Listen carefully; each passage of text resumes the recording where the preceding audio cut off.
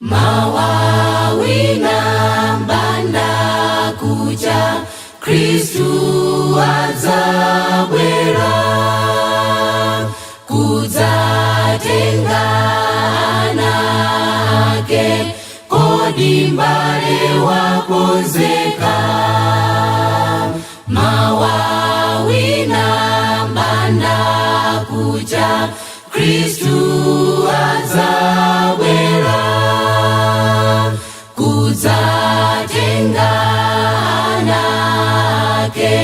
Kodi mbale wakonzeka?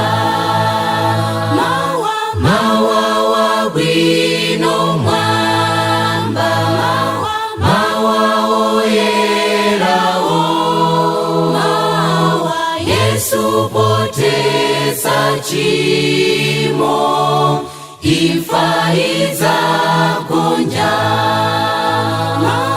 Mawa bwino mwamba, mawa oyerawo, mawa Yesu potesa chimo, imfa idzagonja.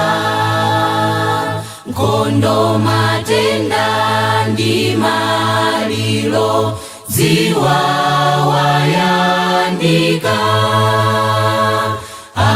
akubwera posachedwa, owerenga kalamaso. Nkhondo, matenda ndi maliro dziwa wayandika, akubwera posachedwa, owerenga kalamaso. Mawa bwino mwamba, mawa oyerawo, mawa Yesu potesa chimo, imfa idzagonja. Mawa bwino mwamba, mawa oyerawo, mawa Yesu potesa chimo, imfa idzagonja.